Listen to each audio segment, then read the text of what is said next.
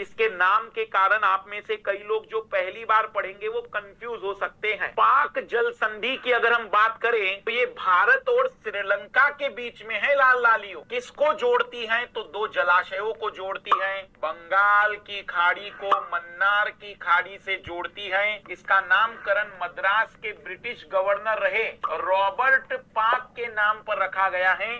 मद्रास में उस जमाने में जब अंग्रेजों का शासन था, जो मद्रास था वो ब्रिटिश प्रांत हुआ करता था, तो वहां के गवर्नर रॉबर्ट पाक के नाम पर। दूसरी है, पहली तो है भारत से जुड़ी, दूसरी है मलक्का।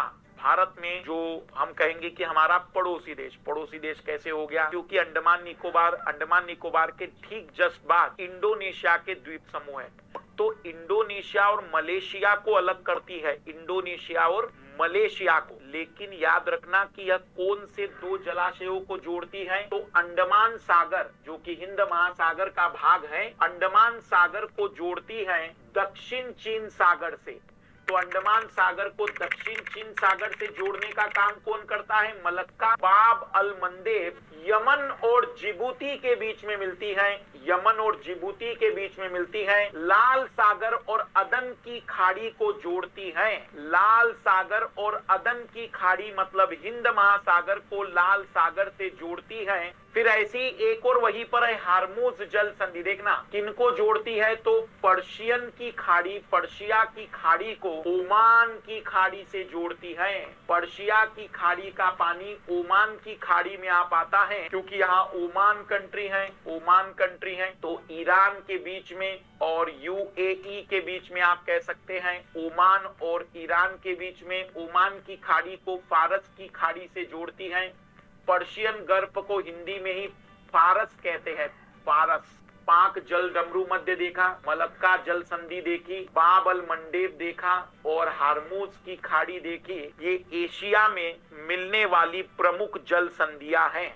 अब आते हैं जिब्राल्टर जल संधि। यूरोप और अफ्रीका को अलग करने वाली जल संधि है जिब्राल्टर। ये अफ्रीका महाद्वीप और ये यूरोप महाद्वीप को अलग कर रही है जिब्राल्टर की जल संधि। अलग कर रही है, पर कौन से दो जलाशयों को जोड़ती है? तो भूमध्य सागर को उत्तर अटलांटिक महासागर से जोड़ती है। स्पेन और मोरक्को, स्पेन यूरोप का देश, मोरक्को अफ्रीका का देश है।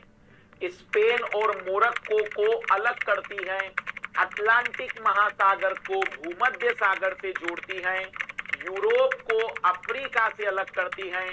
जिब्राल्टर जल संधि को भूमध्य सागर की कुंजी कहा जाता है। फिर जिब्राल्टर के बाद यूरोप में एक और जल संधि बड़ी फेमस है। यूरोप में संबंधित देश फ्रांस और इंग्लैंड के बीच में, डोवर जल संधि। फ्रांस और इंग्लैंड कभी एक दूसरे के प्रतिद्वंदी देश होते थे। किन किन को जोड़ता है? तो उत्तरी सागर को इंग्लिश चैनल से जोड़ता है। फिर बेरिंग जल संधि भी बड़ी फेमस है, क्योंकि बेरिंग जल संधि उत्तर अमेरिका को एशिया से अलग करती है। सागरों के रूप में अगर बात करें तो चूकी सागर को बेरिंग सागर से जोड़ती है। आर्कटिक महासागर को प्रशांत महासागर से जोड़ती है। तो आगे बढ़ते हैं। अब आते हैं दक्षिण अमेरिका में एक महत्वपूर्ण जल संधि है मेगलन वाटर स्ट्रेट। पूरी तरह से चिली के बीच में, चिली में ही मिलती है। अगर आप देखेंगे तो ये कंट्री है चिली, और देखना इस तरीके से पानी जाता है यहाँ से। काफी लंबी जल संधि है ये। अटलांटिक महासागर का पानी प्रशांत महासागर में इस मेगलन की जल संधि के माध्यम से मिश्रित होता है। फिर आते हैं फ्लोरिडा की जो जल संधि है, देखना ये फ्लोरिडा यहाँ मिलती है, फ्लोरिडा की जल संधि। ये अमेरिका का जो क्षेत्र है, फ्लोरिडा वाला क्षेत्र, और यहाँ पर एक छोटा सा देश है क्यूबा और अमेरिका के बीच में फ्लोरिडा की जल संधि मिलती है। अटलांटिक महासागर मेक्सिको की खाड़ी से जुड़ता है। फिर आखिरी है डेविस जल संधि, जो कनाडा और ग्रीनलैंड के बीच में मिलती है। डेविस अटलांटिक महासागर को बेफिन की खाड़ी से जोड़ता है।